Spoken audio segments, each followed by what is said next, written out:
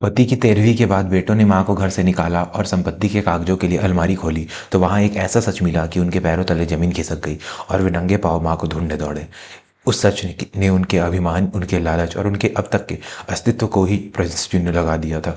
यह कहानी है रघुवर विला की, जो शहर के सबसे पौष इलाके में स्थित एक विशाल कोठी थी। सफेद संगमरमर से बनी यह कोठी अपनी भव्यता के लिए पूरे मैसूर में शहर में मशहूर थी। इसके मालिक थे शहर के जाने माने कपड़ा व्यापारी सेठ दीनानाथ और उनकी धर्मपत्नी सुमित्रा देवी। दीनानाथ जी ने शून्य से शिखर तक का सफर तय किया था। उनके दो बेटे थे, बड़ा बेटा विक्रम और छोटा बेटा समीर। विक्रम ने एमबीए किया था और समीर भी पिता के व्यापार में हाथ बटाने लगा था। दोनों की शादियां हो चुकी थी। विक्रम की पत्नी का नाम शालिनी और समीर की पत्नी का नाम कोमल था। बाहर से देखने पर यह एक आदर्श और सुखी परिवार लगता था। सुमित्रा देवी एक अत्यंत सरल और धार्मिक महिला थी। उनका पूरा जीवन अपने पति और बच्चों की सेवा में ही बीता था। उन्होंने कभी अपने सुख सुविधा की परवाह नहीं की, बस यही चाहा कि उनके बेटे खुश रहें। लेकिन समय का चक्र घुमा और सेठ दीनानाथ को एक गंभीर बीमारी ने जकड़ लिया।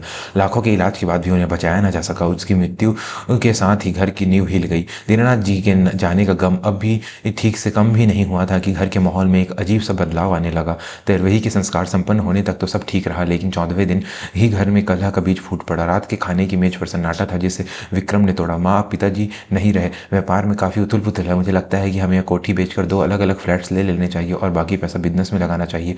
इस पुरानी कोठी के मेंटेनेंस का खर्चा अब हमारी जेब पर भारी पड़ रहा है। सुमित्रा देवी के हाथ से रोटी का निवाला छूट गया। उन्होंने कांपती आवाज में कहा, बेटा, यह कोठी तुम्हारे पिता की निशानी है।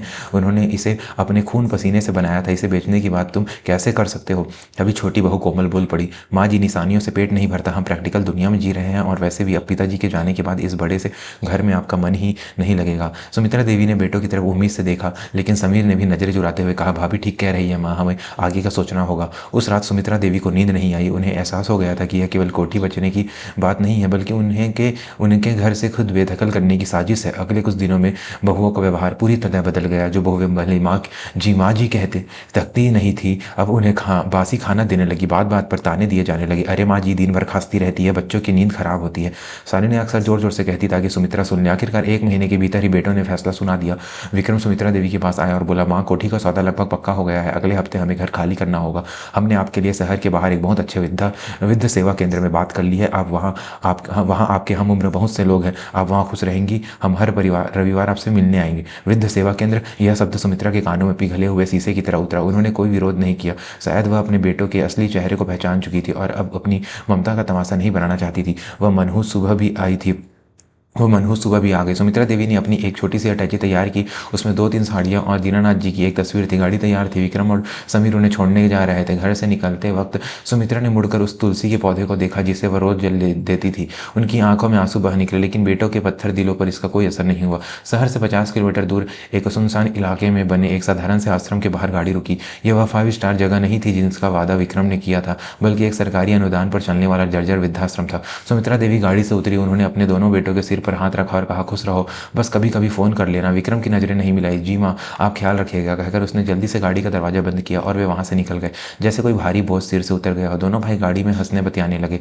चलो भाई, अब कोठी बेचने में कोई रुकावट नहीं है। कल ही बिल्डर को बुलवाकर एग्रीमेंट फाइनल करते हैं, समीर ने उत्साहित होकर कहा। दोस्तों, कहानी में एक बहुत बड़ा मोड़ आने वाला है। अगर आप भावुक कहानियों को पसंद करते हैं तो अभी हमारे चैनल को सब्सक्राइब कर लें ताकि ऐसी बेहतरीन कहानियां आप तक पहुंचती रहे।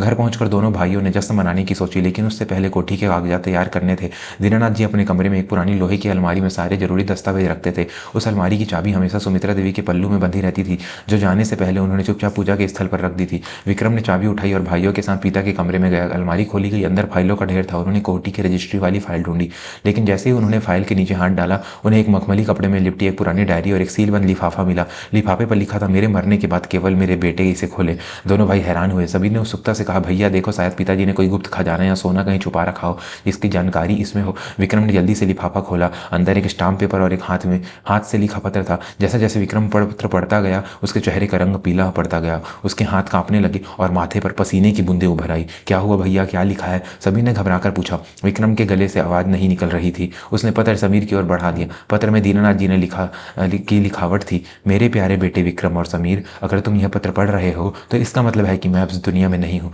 मुझे हमेशा एक डर सताता था कि मेरे जाने के बाद तुम अपनी माँ सुमित्रा के साथ कैसा व्यवहार करोगे।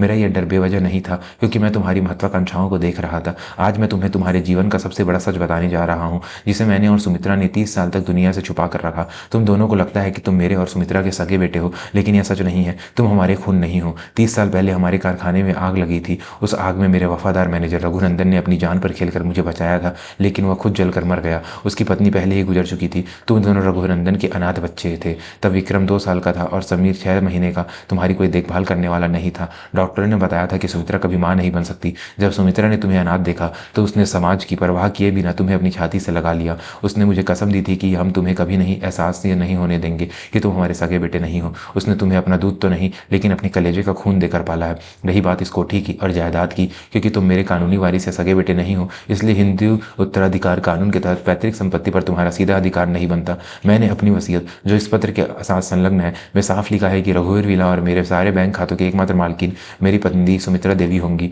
अगर सुमित्रा चाहे तो वह अपनी मर्जी से यह सब तुम्हें दे सकती है, लेकिन अगर उसकी मृत्यु हो जाती है या उसे घर से निकाला जाता है तो यह सारी संपत्ति अपने आप दीनानाथ चैरिटेबल ट्रस्ट के नाम हो जाएगी और अनाथ बच्चों के लिए दान कर दी जाएगी। अगर तुम दोनों को इसमें से एक फूटी कौड़ी भी नहीं मिलेगी।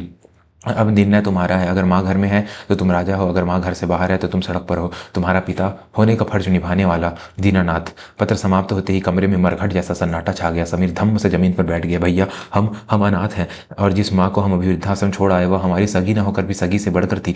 विक्रम की आंखों के सामने अंधेरा छा रहा था। उसे याद आया कि कैसे बचपन में जब उसे टाइफाइड हुआ था तो सुमित्रा देवी ने लगातार 10 रातों तक जागकर उसके सिर पर पट्टियां रखी थी। कैसे समीर के स्कूल में फेल होने के पर उन्होंने पिता की मार से उन्हें बचाया था, और बदले में उन्होंने क्या दिया, उसे घर से निकाल दिया। शालिनी और कोमल जो दरवाजे पर खड़ी सब सुन रही थी, उनके भी होश उड़ गए। कोठी बिकने का सपना तो दूर, अब तो उनके सिर से छत भी छीनने वाली थी। अगर सुमित्रा देवी वापस नहीं आई तो ट्रस्ट के लोग कल ही आकर कोठी पर कब्जा कर लेंगे। गाड़ी निकालो समीर, अभी इसी वक्त। विक्रम पागलों की तरह चीखा। वह नंगे पांव ही सीढ़ियों से नीचे भागा। उसे अपने जूतों तक की सुध नहीं थी। दोनों भाई गाड़ी में बैठे और उसी रास्ते से रफ्तार से वापस वृद्धाश्रम की ओर दौड़े। रास्ते भर उनकी आंखों से आंसू नहीं रुक रहे थे। विक्रम बार बार स्टीयरिंग व्हील पर हाथ मार रहा था। हम कितने घटिया हैं समीर, हमने भगवान जैसी माँ को धोखा दिया। अगर आज माँ ने हमें माफ़ नहीं किया तो मैं खुद को कभी माफ़ नहीं कर पाऊंगा। आसमान में काले बादल गिर आए थे और मूसलाधार बारिश शुरू हो चुकी थी। ऐसा लग रहा था जैसे प्रकृति भी उनके पापों को धोने की कोशिश कर रही हो। जब वे वृद्धाश्रम पहुंचे तो शाम हो चुकी थी। वे भागते हुए रिसेप्शन पर गए। सुमित्रा देवी कहाँ है? विक्रम ने बदहवाशी में पूछा। वहाँ मौजूद मैनेजर ने उन्हें घूर कर देखा। वही माता जी जिन्हें आप दोपहर में यहाँ लावारिस छोड़ गए थे। हाँ हाँ वही। वह कहाँ है? समीर चिल्लाया। वह तो यहाँ नहीं है, मैनेजर ने रूखेपन से जवाब दिया। शाम को वह आश्रम के पीछे वाले शिव मंदिर की तरफ गई थी, अभी घर तक लौटी नहीं है शायद। बारिश में पूरी बात सुने बिना दोनों भाई मंदिर की तरफ दौड़े। बारिश अब बहुत तेज हो चुकी थी।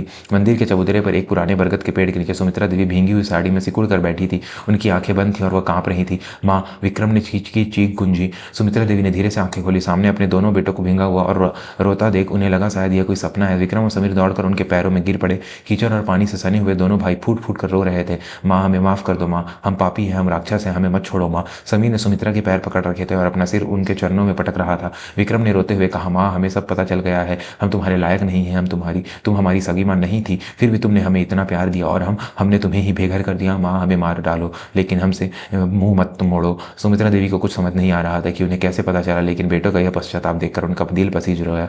माँ का दिल तो सागर होता है, उसमें मैल ठहर ही नहीं रह सकता। उन्होंने अपने कांपते हाथों से दोनों के सिर उठाए। रो मत पगले, सुमित्रा ने कमजोर आवाज में कहा। तुम्हें किसने कहा कि तुम मेरे सगे नहीं हो? कोख से जन्म देने से ही कोई माँ नहीं बनती। मैंने तुम्हें अपने संस्कारों से जन्म दिया है, तुम मेरे ही बेटे हो। तीनों बारिश में भीगते हुए एक दूसरे से लिपट गए। उस बारिश में उनके पाप धुल रहे थे और एक नए रिश्ते का जन्म हो रहा था। बेटू उन्हें पूरे सम्मान के साथ गोद में उठाकर गाड़ी तक लाए। जब वे घर पहुंचे तो वो बहुएं शालिनी और कोमल, जो अब तक अपने व्यवहार पर शर्मिंदा थी और डर भी रही थी, आरती की थाली लेकर दरवाजे पर खड़ी थी। आज उनका सिर झुका हुआ था और उन्होंने आगे बढ़कर सुमित्रा देवी के पैर छुए और माफी मांगी। अगले दिन विक्रम ने वकील को बुलाया। सबको लगा कि शायद संपत्ति अब सुमित्रा देवी के नाम पर पूरी तरह ट्रांसफर होगी, लेकिन सुमित्रा देवी ने एक ऐसा फैसला लिया जिसने सबको चौंका दिया। सुमित्रा देवी ने कहा, वकील साहब, एक नई वसीयत बनाई है। उन्होंने अपने बेटों की तरफ देखा और बोली, यह सच है कि दीनानाथ जी ने संपत्ति मेरे नाम की थी, लेकिन मैं यह कोठी दीनानाथ अनाथ आश्रम ट्रस्ट को दान करती हूँ। सब सन्न रह गए। क्या माँ ने उन्हें माफ नहीं किया? सुमित्रा ने मुस्कुराते हुए कहा, लेकिन इस ट्रस्ट के आजीवन संरक्षक और ट्रस्टी मेरे बेटे विक्रम और समीर होंगे। हम इस कोठी के मालिक बनकर नहीं बल्कि सेवक बनकर रहेंगे। कोठी का निचला हिस्सा अनाथ बच्चों के लिए होगा और ऊपर के हिस्से में हम सब साथ रहेंगे। क्या तुम्हें मंजूर है? विक्रम और समीर की आंखों में फिर से आंसू आ गए। उन्हें समझ आ गया कि माँ ने यह फैसला क्यों लिया। वह उन्हें लालच की बीमारी से हमेशा के लिए बचाना चाहती थी। उन्होंने धन के उस जहर को ही खत्म कर दिया जिसने परिवार को तोड़ा था। हमें मंजूर है माँ।